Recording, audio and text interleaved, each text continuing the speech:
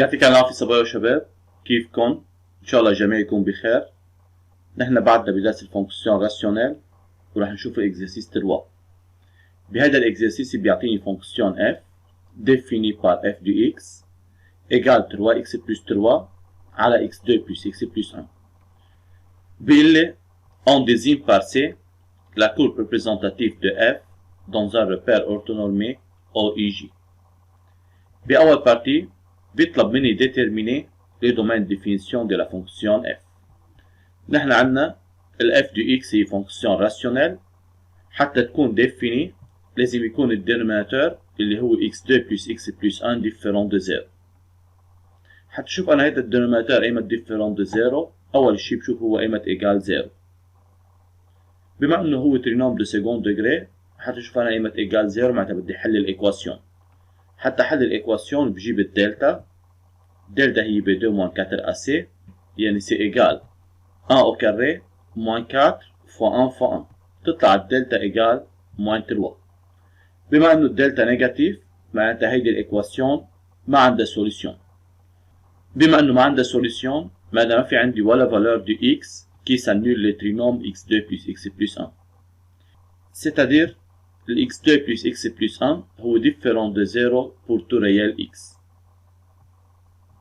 إذا هو différent de 0 pour tout réel معناتها f est toujours défini. Alors le domaine de définition لل f هو l'intervalle moins l'infini plus l'infini. هذا بالنسبة للدومين définition.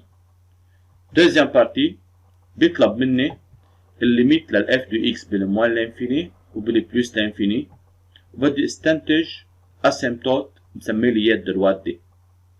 بداية حتى اجيب الليميت لل f du x lorsque x tend vers moins l'infini. بما انه ال f هي فونكسيون راسيونيل باخد المونوم اللي عنده اعلى ديجري بالنيميراتور وبالدينوميناتور بعمل سمبليفيكاسيون وبجيب الليميت. 3x على x2 on peut simplifier par x بيطلع c égale 3 sur x. بجيب الليميت lorsque x tend vers moins l'infini بيطلع c égale 3 sur moins l'infini. Nombre sur infini égale 0. Alors cette limite est égale à 0. Aussi limite لل f du x lorsque x tend vers plus l'infini.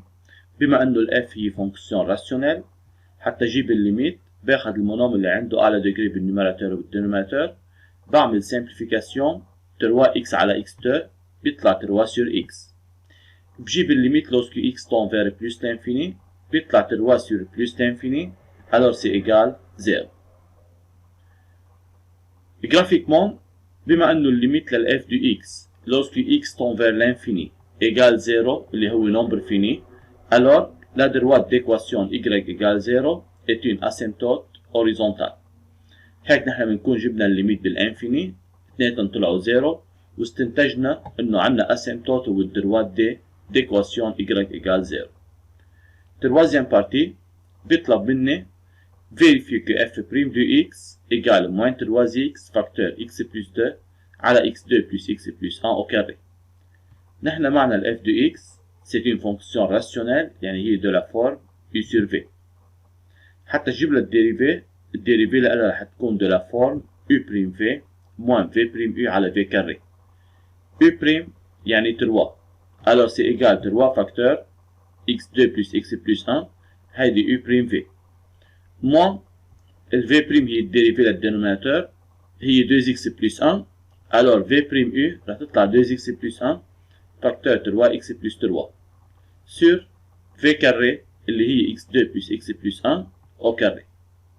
بعمل développement للنيميراتور بيطلع c égale 3x2 plus 3x plus 3 moins 6x2 moins 6x moins 3x moins 3.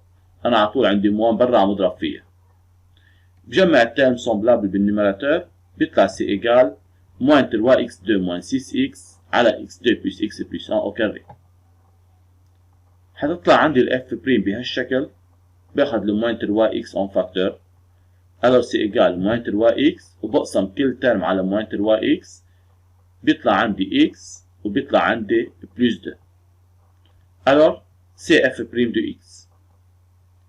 Quatrième partie بيطلب مني dresser le tableau de variation de f. حتى ارسم التابلو de variation de f لازم اعمل étude de signe للاف بريم. بلاحظ انا بالاف بريم الدينوميناتور هو كاري، يعني على طول بوزيتيف. بما انه الدينوميناتور على طول بوزيتيف معناتها الاف بريم تاخذ نفس السين للنيوميراتور. Alors on dit comme x2 plus x plus 1 au carré positif, quel que soit x appartient au domaine de définition de f, alors f' de x garde le signe de moins 3x facteur x plus 2. يعني حتى أعرف السين للf' لازم أعرف السين للموين 3x facteur x plus 2. هيدا ترينوم دو سكوند ديجري. حتى أعرف السين لإله بجيب له الراسين. حتى أجيب الراسين بحل الإكواسيون moins 3x facteur x plus 2 égale 0. هاي بتعطيني ou bien x égale 0 ou bien x égale moins 2. لأن أنا عندي ou bien moins 3x égale 0 c'est-à-dire x égale 0 ou bien x plus 2 égale 0 c'est-à-dire x égale moins 2.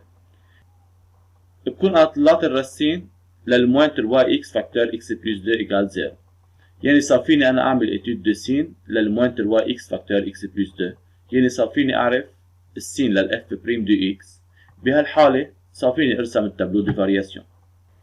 على طول التابلو دو فارياسيون فورمي دو 3 لين. بأول لين بحط الدومين ديفينيسيون. أنا عندي هون دومين ديفينيسيون هي الانترفال موين لانفيني بلس لانفيني. بتاني لين بحط السين للf بريم دو x.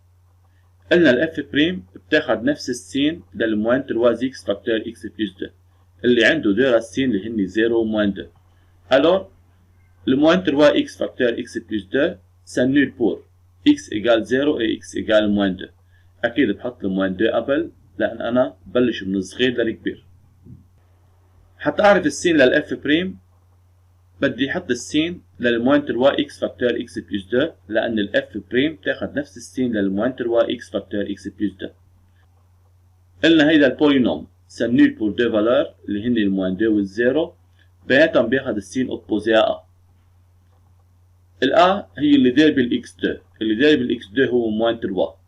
بما إنه نيجاتيف معناتها بيناتها راح يكون بوزيتيف والإكستيريور نيجاتيف. بتالت لين بحط الفارياسيون للإف، يعني بدي أشوف أنا أيمت الإف كرواسونت وأيمت الإف ديكرواسونت. بالانترفال بتكون في الديريفي نيجاتيف بتكون الإف ديكرواسونت، بالانترفال بتكون في الديريفي بوزيتيف بتكون الإف كرواسونت.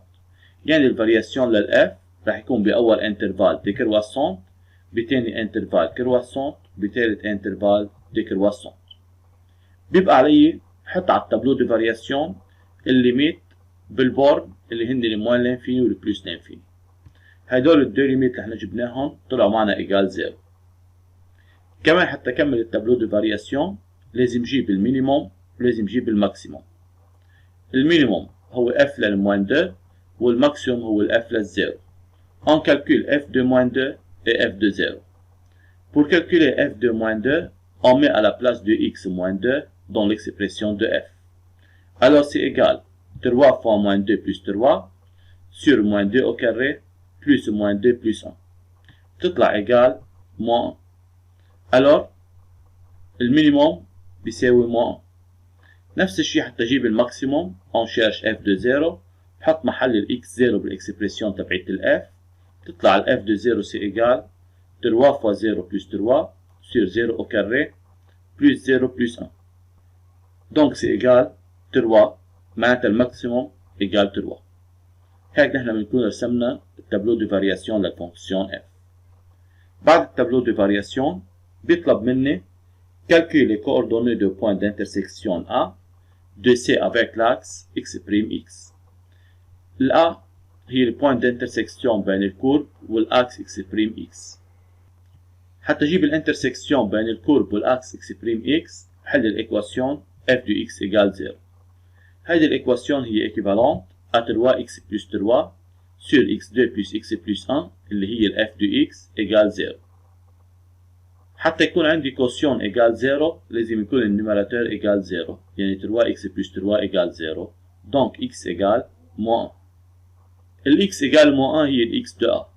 وبما انه ال a موجود على الاكس x'(x) معناتها ال y de a égale 0، معناتها ال a عندها coordonnée moins 1 0.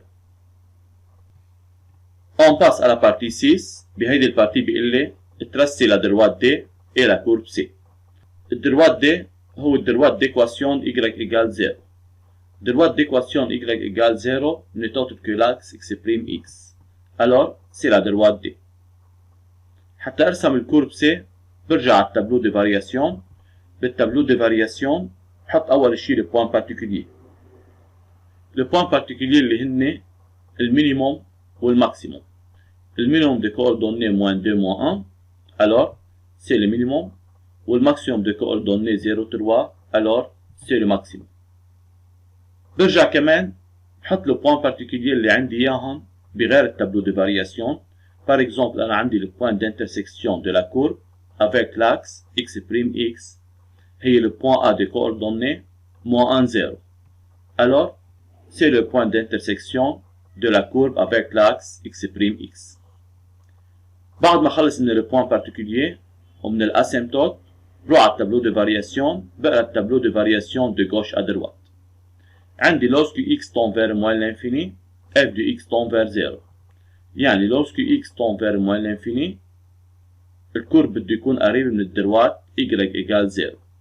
بده ينزل على المينيموم اللي هو -2 -1. بده ينزل الكورب على المينيموم اللي هو -2 -1 يعني على هيدي البوان. بده يكون اول شيء بالموان لانفيني قريب من y égale 0. بده ينزل على المينيموم اللي هي -2 -1 يعني اول شقفة من الكورب رح تكون بهالشكل. ببلش الكورب قريب من الدروات y égale 0 وبينزل على المينيموم اللي هي البوان -2 -1. بيرجع بده يطلع على الماكسيموم اللي هو 0 3. بده يطلع على الماكسيموم يعني على هيدي البوان. اكيد اذا بده يطلع على الماكسيموم بده يقطع على الاكس x'(x). رح يقطع على الاكس x'(x) بهيدي البوان اللي هي البوان دانترسكسيون. يعني الكورب رح يكون بهالشكل. بيوصل على الماكسيموم بيرجع بده ينزل lorsque x tend vers plus l'infini الكورب بده ينزل على الزيرو. يعني بده ينزل على الاسيمبتوت اللي هو y égale 0. يعني لما ال x tend vers plus l'infini الكورب بده ينزل asymptotiquement على الدروات y égale 0, c'est-à-dire c'est comme ça. Alors, c'est la courbe représentative C de la fonction f. On passe à la partie 7. La partie 7 بيقول لي discuter, suivant les valeurs de réel m, le nombre de solutions de l'équation 3x plus 3 sur x2 plus x plus 1 égale m. هذه l'équation n'est autre que l'équation f de x égale m. حتى نشوف le nombre de solutions de l'équation f de x égale m لازم نلاقي le point d'intersection بين الكورب de la fonction f اللي هو الكورب c والدروات d'équation y égale m. droite d'équation y égale m هي droite horizontale parallèle على الاكس x'(x). اكيد بما انه الm مانا كونستانت معناتها انا لازم ناقش حسب الفالور دو m. لازم اخذ كل الفالور ريال دو m. بداية بلاحظ انا si m appartient à l'intervalle moins l'infini moins 1 ou bien m appartient à l'intervalle 3 plus l'infini. بهيدي الحالة بلاحظ انه الدروات y égale m ما بيقطع الكورب. بما انه الدروات y égale m ما بيقطع الكورب alors l'équation f de x égale m n'admet aucune racine réelle. الكات الثانية إذا ال m égale -1 اطلع أنا إذا ال m égale -1 الدروات y égale m بيقطع الكورب ببوان وحدة. بهيدي البوان عندي تونجونت باراليل على الاكس x'(x). بما انه عندي بوان وحده هي انترسكسيون بين الدروات والكورب معناتها عندي سوليسيون وحده. بما انه بهيدي البوان عندي تونجونت باراليل على الاكس x'(x) معناتها عندي راسين دوبل. alors si m égale -1 la droite y égale m اللي هي الدروات y égale -1 coupe la courbe c en un seul point. بهيدي البوان عندي تونجونت باراليل على الاكس x'(x). هذا بيعني l'équation f de x égale m admet une seule racine. هاي الراسين بتكون راسين دوبل. حتى اعرف الراسين دوبل بشوف قديش الابسيس لهيدي البوان. الابسيس لهيدي البوان هو -2 معناتها الراسين دوبل هي x' égale x seconde égale -2. aussi si m égale 3 si m égale 3 لا دروات y égale m اللي هو الدروات y égale 3 بيقطع الكورب ببوان وحده. بهيدي البوان عندي تونجونت باراليل على الاكس اكس بريم اكس، معناتها عندي رسين وحده هي رسين دوب. حتى اعرف انا الرسين دوب بشوف الابسيس لهيدي البوان، الابسيس لهيدي البوان هو الزيرو. alors on dit si m égale 3 la droite y égale m اللي هي الدروات y égale 3 coupe la courbe C en un seul point.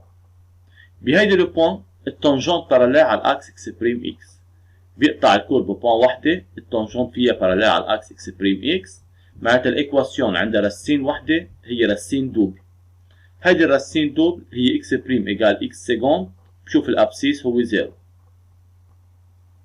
هلا شفت انا اول شيء الكا اللي فيها الام اصغر من موان 1 واكبر من 3، وشفت عند ال 3 وشفت عند الموان 1. هلا يبقى علي بيناتهم بلاحظ الدروات بيقطع الكورب ب 2 بوان على طول، الا الدروات y ايجال 0 بيقطع الكورب ببوان واحده. يعني انا رح اخذ بين الموان 1 والزيرو وبين الزيرو والتروا.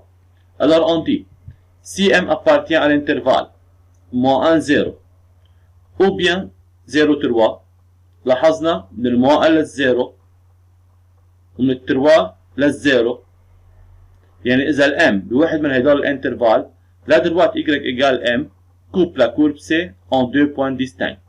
وين ما كانت الام بين الموان 1 والزيرو او بين الزيرو والتروا، الدروات y égale m بيقطع الكورب ب 2 points distincts. هيدا بيعني الايكواسيون f de x égale m admet 2 racines distinctes. بيبقى عندي بس cm égale 0. cm égale 0 لا دروات y égale m بيقطع الكورب ببوان وحده. بس بهيدي البوان ما عندي تونجونت باراليل على الاكس اكس بريم اكس، لهيك انا ما بقول انه هي رسين دوب. بهيدي البوان عندي رسين وحده هي الاكس ايجال موان. هيك نحن بنكون خلصنا هيدي البارتي، ننتقل على البارتي 8. بالبارتي 8 بيطلب مني ريزودر جرافيكمون لينيكواسيون 3x plus 3 على x2 plus x plus 1 plus petit que 0.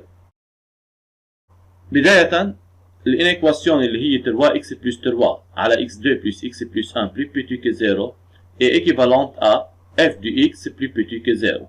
هيدي f de x معناتها هيدي الانيكواسيون هي الانيكواسيون f de x plus petit que 0. جرافيكمون حتى اعرف انا ال f de x ايمتى plus petit que 0 بده يكون الكورب C تحت الدروات اللي عندها ايكواسيون y égale 0. الدروات اللي عندها ايكواسيون y égale 0 هي الاكس اكس بريم اكس او بيان سي لا دروات دي هني ذاتهم. معناتها حتى يكون ال f de x plus petit que 0 لازم يكون الكورب تحت الدروات دي. انا عندي شقفه وحده من الكورب تحت الدروات دي هي هيدي الشقفه، هيدي تحت الدروات دي. حتى حل الانيكواسيون انا بدي اعرف لو فالور دو x كوريسبوندون. هيدي الشقفه من الكورب هي pour le valeur de x compris entre moins l'infini et moins 1. Alors f de x est plus petit que 0 si et seulement si x appartient à l'intervalle moins l'infini moins 1. هيك نحن بنكون خلصنا هيدا الاكزرسيس. Merci pour votre attention.